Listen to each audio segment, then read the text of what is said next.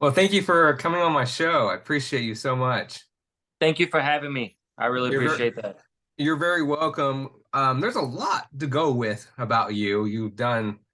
Your career has been the your journey. You're from, you can correct me, you're from New York, Yes, and you're going from New York to Atlanta. But before we go correct. to that, let's get into how did you start your music and your rapping? The music and the rapping, I guess the rapping started with poetry in middle school. I wrote some poetry. Felt like I had a little knack for writing poetry, so I continued to write, and then I started writing verses, and I started trying to record my verses, and I was just scouring the internet for beats, and that process took so long that I decided to start actually learning how to make beats. So um, during that process, kind of led to where I'm at right now. I started writing poetry, then looking for beats, then learning how to make beats, and just going on from there. Wow. And did you ever saw yourself becoming a person who makes music, or did you not see yourself taking down that career path? Um, I get I wanted always to. Well, when I first started, and I noticed that I felt like I was good at it, and then the inspiration started to come, and the music started to come, and being able to make the beat and write the song and things like that just kind of evolved into me saying, maybe I should just keep doing it. I'm in love with the process, you know what I mean, Mhm. of writing songs and finding making beats. And then and once I learned how to make beats, my mind exploded. I was like, I can do this. You know what I Mhm. mean?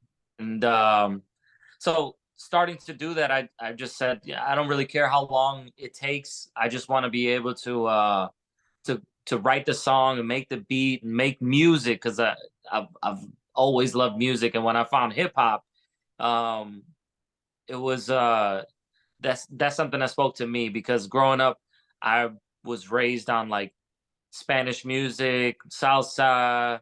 I was raised on old soul and disco music, and my parents were big dancers and going to family parties and dancing and seeing the music. And I just I wanted to be to contribute to that Mhm. culture of music and poetry, and something that spoke to people's lives. And as I got older, I realized the importance of what it was going on, and I wanted to have a message, and I wanted to do it because I can't stop. It's something that I can't stop doing. I've tried, and I keep coming back. Well, you answered some of my question. I was going to ask you about what kind of music you grew up with, but you already answered that. So now, when you were little, did your parents, I'm trying to describe this, did your parents saw the music spirit in you, like, okay, my son is going to make music? Or did you just tell them, I'm going to make music and just bam, you started making music? Well, when I was really young, they put me in piano classes. I'm talking about 5 or 6, and so I was taking classes, and then I went on. I stuck with this teacher, and I took some private lessons, and I didn't know if I was good or anything like that, but I kept doing it. I did a piano recital, and then I stopped taking piano classes. So I didn't do anything else really musically until middle school, and then I picked up the viola in. I grabbed it. They said, "You look like you know what you're doing. Let you should stick with that." So I played the viola through middle school. I started writing poetry in middle school. Wow. And so, what is your music basically about poetry, or is about I'm trying to describe this a better way, you can correct me, about changing per people's life and how they view life? Is that how your music is about? Um, now for sure it is. When it first started, rapping, what I heard was sort of a way of combining words and drawing a reaction. So it wasn't so much about how to live life or anything like that. But I think that for me, it did. At first, it was just like, look how good I am at writing poetry and rhyming words, and then it sort of became a thing where I was like, I need to say something like poignant. In if you give me the opportunity to listen to what I have to say, I want to say something poignant to you in your life, you know. And I don't think I answered this, but my parents, I would say that I don't know if they ever had the idea that I would do music or be involved in the music industry, but they let me have my space creatively to make noise and make something that sounded terrible and keep the whole family up all times of night. And as I got older, it got more and more and later and later and louder and louder and Louder and louder. Keep the whole family up, right? yeah. Now about you, we'll get back into the music real quick, but about you, you're from Puerto Rico. You're correct me, right? You're Correct. in My family is from Puerto Rico, yes. right. Your family is from Yep. Puerto Rico. So did you grow up in Puerto Rico, or did you later move to Atlanta and New York and etc.? Or if you can go into little details. So my parents were good at taking us on vacations. You know what I mean? So I was born in New York. We moved to Atlanta in 92. I was 3. So we moved to Atlanta. We had no family here. So my parents kept us involved with the family. I went to Puerto Rico. I went to New York as often as I could, you know. Hmm. And so what's the difference between New York and Atlanta? There's a lot of differences for sure. In New York, the city has so many people. You have so many cultures represented in storefronts, in the music that you hear when you go through the street, in the little neighborhoods that exist, and you can get to those neighborhoods easily. And people go, I'm going to Chinatown, I'm going to the Italian, neighborhood to go get this food. You hear the Spanish music in the Spanish areas. Like my parents are from this area of Manhattan called Spanish Harlem, and it's where a big percentage of the Puerto Ricans come from. So both my parents were born in New York. My grandparents were born in Puerto Rico, Hmm. and so my parents just tried as hard as they could to attach us to our lineage and to the history of where we come from and all those aspects of what it means. And do you still go back to Puerto Rico? I went to Puerto Rico last year. I went to Puerto Rico a couple years before that. I've been to Puerto Rico every few years, as much as I can. It's when it's time to go to vacation, that's an easy answer. I'm like, let's go to Puerto Rico. They got beaches. It's hot. Families there. We can stay for free. We can eat food. We can enjoy ourselves. And I also go to New York, not as much anymore because New York is just such a hectic place. Hmm. It's got so much, but I went there to New York so much as growing up that now I'm like, I know what New York has to offer. And so I don't go as much to New York, but Right. The city that never sleeps that you hear. never sleeps. And by the way, I heard Puerto Rico food is like, good, delicious. Delicious, so much flavor, a lot of history. Puerto Rican food is a melting pot. It's just got everything. It's got African, it's got European, it's got American. I heard somewhere they said that what is the quintessential Puerto Rican food? And there's this thing that we make called pasteles. Hmm. And so it is a mix of bananas and roots and pork, and you make them into these things like this, and you eat them with rice and beans. And somebody said, a lot of people like to put ketchup on them, and that's the American influence in the food. That sounds really good and delicious. So good. Now, about your wife, by the way, Yeah. your wife is an acting coach and actress and starred in 3 seasons of First Wives Club. And Yep. Congratulations on those 3 seasons to your wife. You know about you and your wife became an actress, and so how do you, what do you also see yourself? What I'm trying to say, do you see yourself as an actor as well, or do you just see yourself only doing music? Uh, I love movies, right? And I've gained an appreciation for what it takes to be an actor. I It is really hard. Acting is really, really hard to do really well. And I have played a part in some productions and in some acting. Um, if there's something that's perfect for me and it fits for me, I'm definitely taking part in it. I'm not actively seeking roles in acting. My wife, on the other hand, is a tremendous actress. She's got a deep plethora of skills, and she is teaching others to follow her steps on how to break into the industry, how to get an agent, how to do auditions, how to just compete, and how to be in the industry. Hmm. In today's market, COVID changed a lot. So, there's more than one way. It's not, you don't have to fly to California and live in California and work and just bust your butt trying to find a Right, role. So, you can do it anywhere, and she's teaching that. right. And now But you mentioned, pardon me, you mentioned COVID, and I totally agree with you.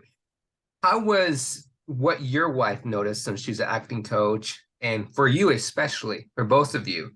But you can probably speak more for yourself. But how did you guys notice how COVID changed people like ourselves and you and your wife and other actors and other musicians in this entertainment industry? How did you, what did you notice? Because we were on pause for a while. We didn't know what to do. We didn't know what was going on in everybody's life.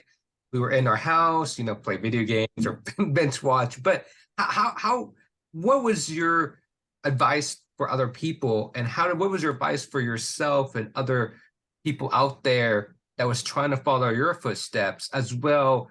Maybe you can answer for your wife. What was your wife's um, recommendations or answers to how other young actors out there during that time, during the COVID? well, I think important part is that, like, the need for entertainment didn't stop, right? So people still needed music, people still needed movies, shows, acting, but we couldn't come together anymore. So my first thing that, and I think for both of us, was realizing that if you're going to adapt into what is going on, we have to adapt. You have to look at the situation and see new opportunities. The new opportunity that was solidified was the fact that we would all have to learn how to contribute with Hmm. social media. And so um that was a point for me where I was like, okay, I'm gonna go to YouTube and I'm gonna upload as much as I can to YouTube and give people uh, what I have. I had At that time I had tons of stuff sitting on my computer, so I just uploaded everything. My wife, as an actress, she started filming skits, and so she started writing and directing skits to post on social media. So she was drawing from all of her inspirations and people that we couldn't see as regularly. And I think everybody individually, you know decided that, if you want to be in the industry, if you want to continue to contribute, you have to figure out how to create the content and deliver it to the people that want the content. And there's no better platform than all of the social media that exists. And so since after that, that's been the game plan. It's just like, let's Hmm. produce the content well, and then contribute to our industries respectively. Right. And the one thing I noticed that you were saying, I totally agree with you, is also, and during COVID, it was like, whoa, whoa, what we're gonna do? Our life was like on pause for a minute, right? Mhm. It's like, wow. It's like everywhere in all 50 states. But what you were saying, you started seeing people put things on YouTube and music on YouTube and you notice especially music, it's describes people emotions and Hmm. and you and it's like brings peace to people's mind. And Yep, big time. I personally believe we don't if we don't have music, then we don't it doesn't bring peace to anybody. So, Right. There and was a part of COVID that was like socially important as well, like as far as like social reform, when people were able to sit down and realize, hey, we don't like the way we're being treated. We're gonna attack that, and then music came out that represented that, and mhm. so I think that like for musicians who were used to being involved with their fans and doing shows and didn't have that anymore, then they realized that there's something that we need to say about where we're at. And so there was a lot of uh, just trying to bring people together. Like I remember on Instagram they started a versus battle, and it have started off so just elementary in social media. It was just like I FaceTime you live or Instagram live, and everybody tunes into that, and then we play music, and then that turned into its own concert where people were tuning in to see the concert with the two people going head to head.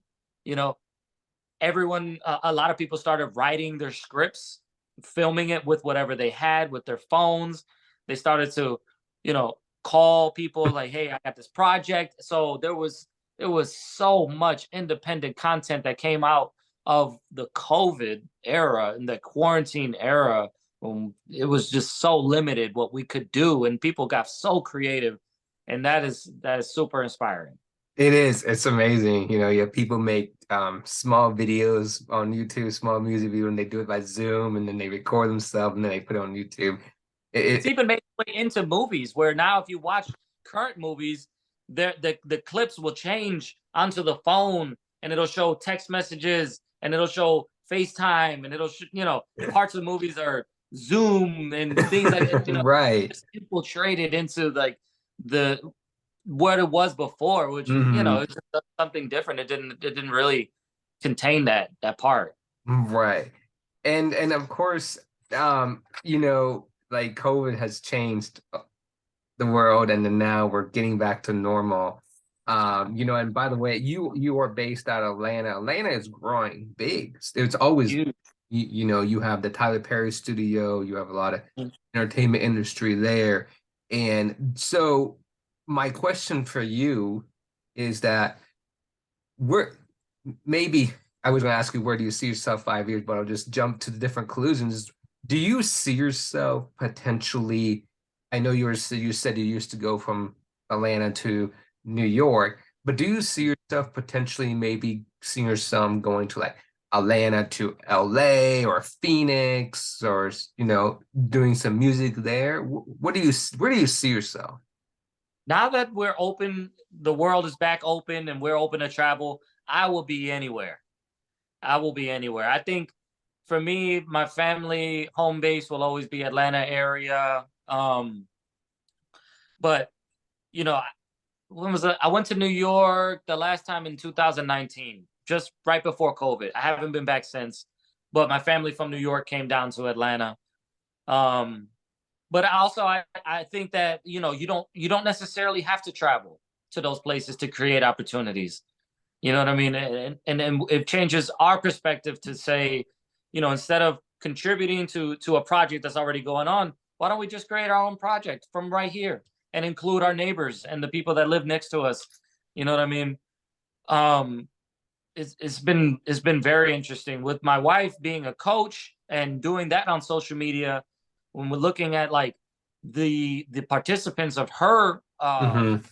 coaching school, that it has ranged from people all over the world, and for some reason when it started to become very popular in countries in Africa.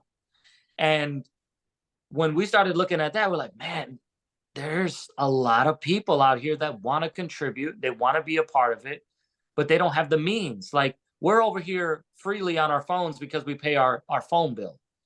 in those countries in Africa, they have a phone plan, and then they have to pay for the data.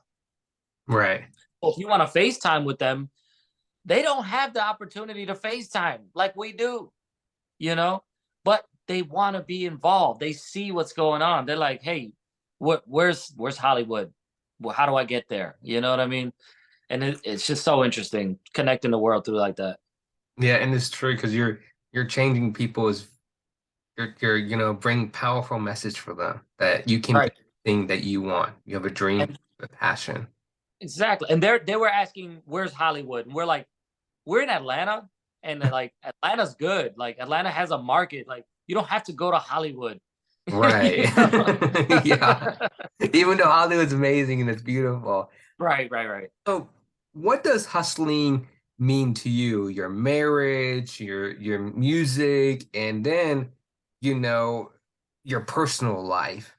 Mhm. How do you handle the stress? I mean, what is for you? How do you handle the stress? Um, to me, I get enjoyment out of working really hard, right? That's part of my pleasure. That's part of my fulfillment is knowing that I did as much as I could that day. Now, of course, there is definitely stress when it comes to like I'm a barber. I work all day at the barber shop, right? I come home, I do my music.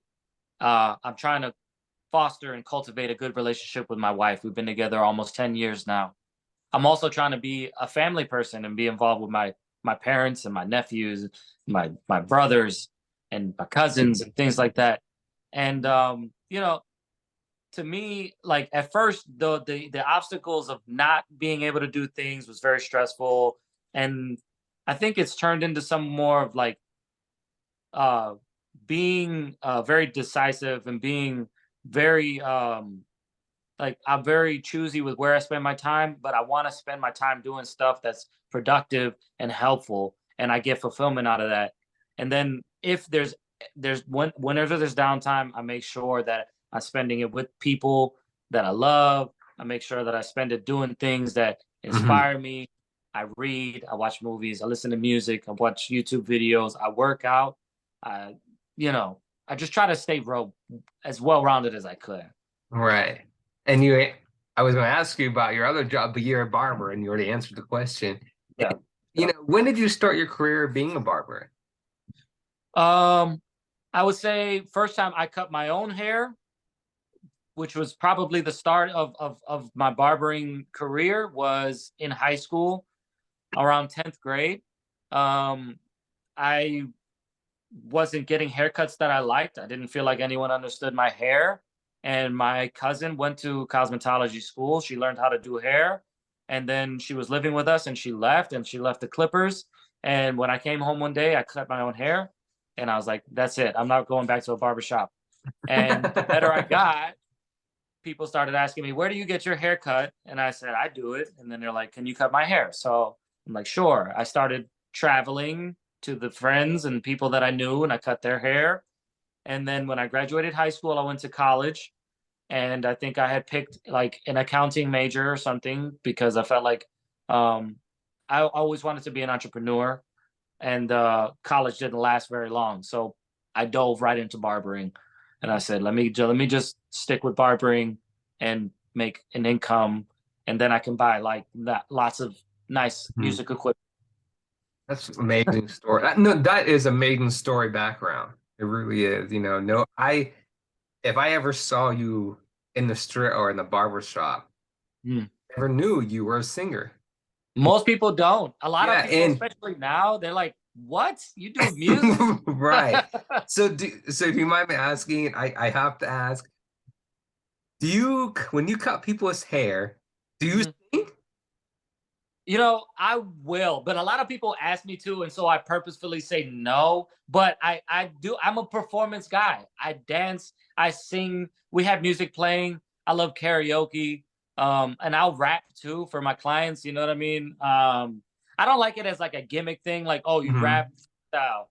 I'm like, you don't even care. You know what I mean? So, but if this, I love the performance of it. I love that aspect because it's a gift. I want to give it to people in any way that I can. You know what I mean? So yeah. And your music, of course, Mm. is, do you, where can people, correction, where can people listen to your music?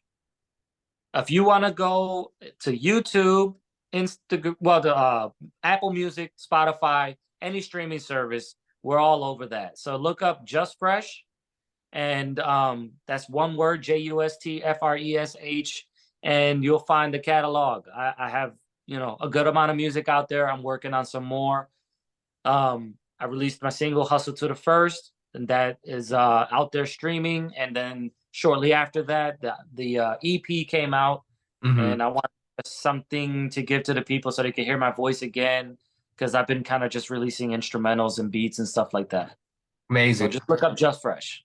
Everyone check that out. And I listen to your music. It's beautiful. And by the way, uh, I really appreciate it. Thank you. since you just mentioned Just Fresh, how did you get the stage name Just Fresh? I'm just curious.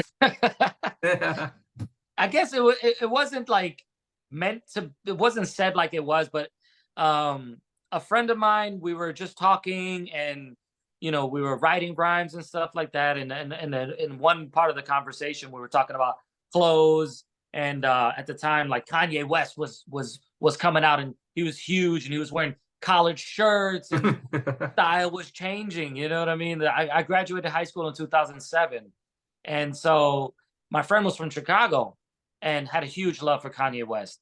And so somewhere along the dialogue, she said something like, "Oh, you're Just Fresh," and I was like, "Huh?" I was like, "My name is Justin," and then she said, "I'm Just Fresh," and I just kind of took that. And so as it progressed, I was like, just call me Just Fresh. And so my friends called me, "Hey, yo, Fresh, what's up? Just Fresh." And it just stuck. I don't know. It's been that way since I was, in high school. Wow. I like the name. I like the stage name. Um, Thank you. you're very welcome. Now, personal questions for you is how does your, not too deep, how did you, like I said, grew up.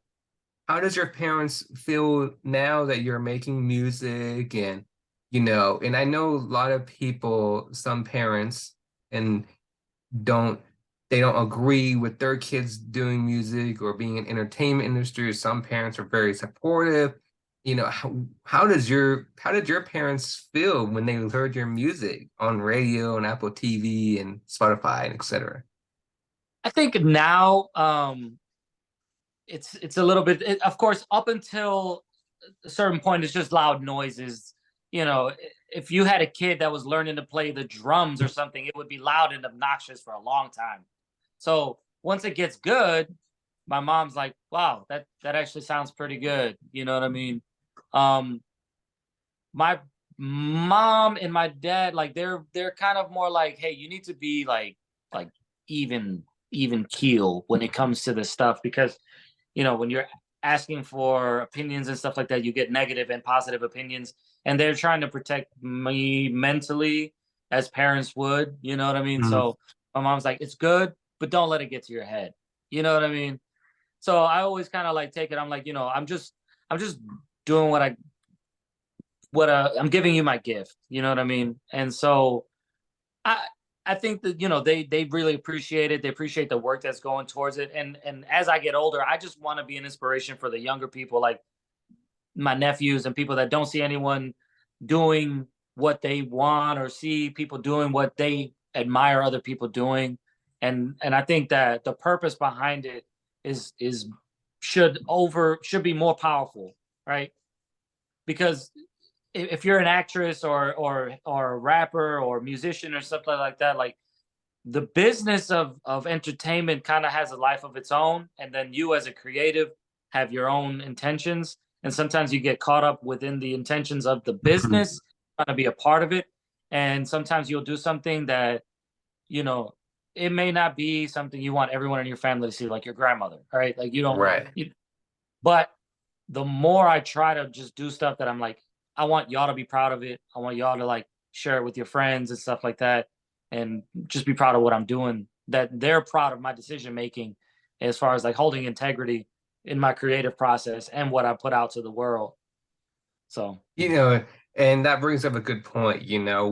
It's your dream and your passion to get in entertainment industry from being, a musician or actor or an actress, and we're telling yourself, your music, your words, and other, actors and actors out there, we're telling people stories, but also, yeah, push them to, you, I'm trying to word it right, to go to the direction you want to do, right? And I personally believe, and you may disagree, but college is not what you is what it is to, to be in the entertainment industry. You can just do it right now. yeah, if you want to manage finances, if you want to manage marketing, those are things you can learn in college, but also you can learn nowadays by going on YouTube. You can learn by having the right people surrounding you that give you millions of dollars worth of information just in conversation. And then it's up to you to take it and apply it and Right. then, figure out like, okay, let me expand upon this thing. So, you know, yeah, I don't look at college as a thing that like uh will give you everything that you need. It may give you some things that you need, but also I think if you look at life as a student and you look at life like I don't feel like I feel like I'm still in college. Like I feel like I'm still learning and doing projects and doing homework. I come home, I'm Right. like, I gotta do this. I'm working with this group. We're working on this group project. And I think those are great things that you learn through the education system. And if you learn how to like, okay, let me flip it and be like, create the project, create this group project and things like that. Like I feel like I'm still in school because I always go back and forth. Like, should I go back to school? Should I learn another talent, another thing, another skill, or whatever? But I think you don't necessarily ever have to be out of school if you look at life in a certain way. I totally agree with you, 100%. Now, your high school life, you were in track, and then also Yep. you were in running. Looking at my notes here real quick. And how do you, do you still run? Do you still do track? Do you do those? So yeah, I haven't run a lot like real recently, but last year in Atlanta, there's a race called the Peachtree Road Race. It's 10K, 10 kilometers, so about 6.2 miles. And last year, so they run that race on July 4th. So I practice and I hit the gym every morning. And I remember what it was like back in high school to run. And I ran a few races, and then I pretty much crescendoed at the Peachtree Road Race, and I finished that. And I was like, oh man, I'm so proud of myself. I still love it. I don't have a lot of time to do it right now. I probably should make some more time to do it, but yes, yeah, I'm still like, I read that you did recently run that. That's a long run. it was long. That's so long. And it's a really hard race. Oh my goodness. It's like a 3 mile downhill and a 3 mile uphill. And oh my goodness, that was, and I ran So with a friend. is it like in a circle, downhill, uphill, going in circles, or is it like Straight, point A to point B. It was from Lenox Mall to Piedmont Park, and we ran through the street. And that day in Atlanta is like a huge festival. Like people are lined up all down the street from Piedmont Park to Lenox Mall, and they have stands and music and drinks and everything. And I don't know. I want to say it was like 40,000 people that ran Mhm. that. Is huge event. It's so much fun, and I still talk about it, daily. Well, like with my clients that used to run or want to run and start working out. It was a great goal for me to like kickstart myself. Again, referencing COVID, realizing how out of shape I was when COVID ended. I was like, I gotta change. I can't be like this the rest of my life. So you go to the gym now and you prepare yourself. I prepare myself. Well, I also have my younger brother is now a personal trainer, and so he works at a gym, and he's always like, "When's you working out? What are you doing?" And he's muscles everywhere. He's in great shape. So we inspire each other. You know what I'm saying? But I was the one who grew up in great shape running track, and now he He's a personal trainer. He's training people. Right. So what's your advice for someone who wants to run that much? Run. if my first thing that I did when I decided that I didn't want to be like continue being out of shape and stuff like that, I have an Apple Watch. So COVID had ended. It was summer. It was really hot outside. I got home from work. I put my Apple Watch on. I ran up and down the street until my watch said a mile. And it was like 15 minutes or something like that. It was terrible. And running really sucks, but it's really, really great at the same time. So I would say, that battle of like pushing yourself to do something that sucks, but is really good for you is very rewarding. I And also have an Apple Watch, and it's amazing to tell you all the calories and all the yeah, exercise. oh yeah, oh yeah. Totally, 100%. What is your advice for younger people, especially elementary school kids, middle school, and high school? What is your advice for them that, wants to pursue the career of making music? Like they're seeing what you're doing, they love what you're doing. What is your advice for them to go through challenges that going, up and down in their life, trying to make music and they may be getting some negative things, negative comments. What's your advice for them to keep pursuing their dream and keep pursuing their goal and ignoring the comments, the negative comments? I think it's for me, you have to keep going. The first time you meet an obstacle and you decide at that moment, like, am I going to stop or am I going to keep going? Keep going, keep pushing. If you have to pause and take a breath, pause and take a breath, but get back to it. Um, you know, I guess like if you practice the skills of, let's say, like you want to play an instrument. I tried to learn guitar. I suck at guitar. It hurts. I just stopped. You know what I mean? But I can play on the piano. I can kind of like do that thing. But you just have to keep going. You have to believe in yourself. And when you present your idea to somebody and they say it's good or bad, for me, it's something that's beneficial. Just like it's cool whether you say it's good or bad, but I appreciate that you took the time out to listen and give me a bit of your time. So be gracious for people listening to you and taking their time to say anything about what you're doing. Um, Dive in to what you really want it to mean. Who are you doing this for? Why are you doing it? Like for me, I remember those parties with my parents, and like I loved the music that came behind it, and I was like, I'd like to get into that space. I'd like to sort of provide the energy of the party, and the music is sort of central to the party, and it's a lifelong journey, and I don't, you can try things and not like it and not do it, but if once you start to really get an attachment to, like, I feel like this is something that I'm driven to do. I'm staying up late. I'm researching. I'm investing in myself. I'm seeking people out.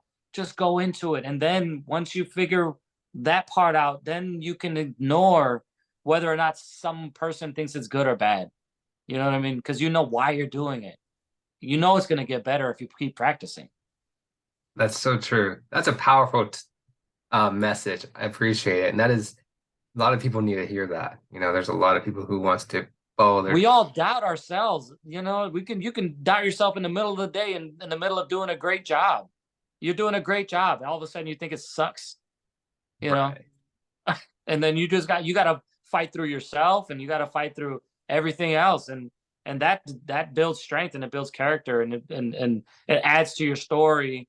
And years down the line of you trying and failing and trying and failing and hearing good and bad and good and bad, then you have something to look back on and be like, man, you've been doing it for this long and you haven't stopped yet.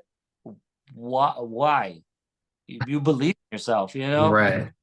That's the thing. That's the number one statement you just said, believe in yourself. Yeah. Believe in yourself, 100%. You know, and like I said, I'm so proud of you. Your music is amazing. Keep up the work. I appreciate you. You know, I listen to your music, and Thank you. I heard about you from Trey, and Yeah. Trey's the man. I appreciate him. I appreciate him reaching out to me to have you, let me get the opportunity to have you on my show. For sure. And I'm so glad that I had you on my show and, you know, got to interview you and hear your stories, how you got into music and what your music is doing for other people in the entertainment industry. And, you know, about passion, about keep it going and you know, I Got to. totally agree. I can't play the guitar. It hurts my fingers as well. Hurts. It does hurt. It really does. I don't know how you, for me, it's like I can hold it. Yeah. I just don't understand, you know, moving. It's like, ooh, and it's like, ding. And like, I know it just, Ow. yeah, it's too much. You have to move your finger. And it's like, But you should try. You should try. I You tried. know, and then when you try, and then you're like, oh, I gave it a shot. And no, I'm not a drum player. I'm not a guitar player. I know that it's fine. I can become better, but that's not. I don't stay up late researching guitar and No, drums and those no. things.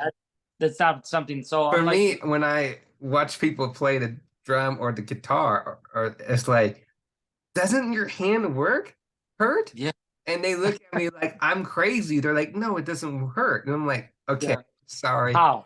for me. And then you know, continue to do it. And then Yeah, they're like, what do you mean it hurts? It's like you try to describe it and they look at you like you're crazy. So it's like, it's okay. I'm good. I'm not gonna die. You know, yeah. but you know, you're right. It does hurt a little bit, um, but I again, I'm proud of you. Thank you for coming on my show. I appreciate you so much. And again, I shout out to Trey and you know, To try. giving him to let me have an opportunity to have you on my show. And I appreciate you so much for coming on. Thank you, Ryochi. Thank you. And I look forward to having you back in the future. I'd love to be back. Let me know Thank when. you. Thank you. And before I let you go, Uh-huh. I've only been to the Atlanta airport, which is crazy. Mm. What is something fun to do in Atlanta? Man, Atlanta is such an interesting place to come if you don't live here. There's a lot of little things to do. We have a lot of great restaurants. There's a lot of great restaurants. Anything you want to eat, you can find here. There are a lot of cultures represented, but they're in totally different parts of the city. And Atlanta is so big because us in Atlanta, you know, there's this little highway around Atlanta called 285. And when you land in Atlanta, you're in South Atlanta. You go through 285 to get into Atlanta, into central Atlanta. So where there are all these little cities around Atlanta. You got Gwinnett, Cobb, Stone Mountain, Douglasville. You got in each of those little corners off of 285. There's little stuff here, little stuff there. Um, Atlanta United, the soccer team is huge. We have Atlanta Hawks. That's great to go to. The Brave Stadium is awesome.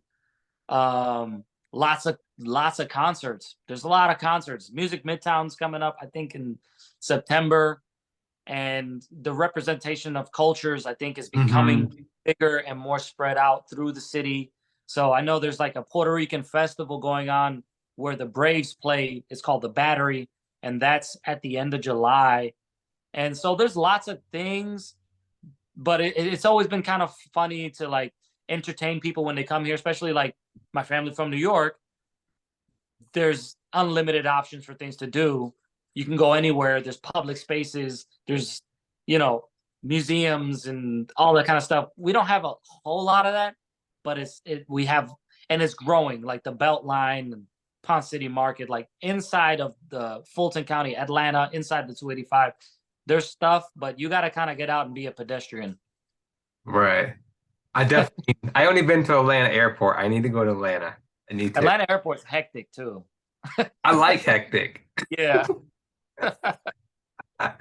But anyways, thank you for coming on. and I look forward to having you back.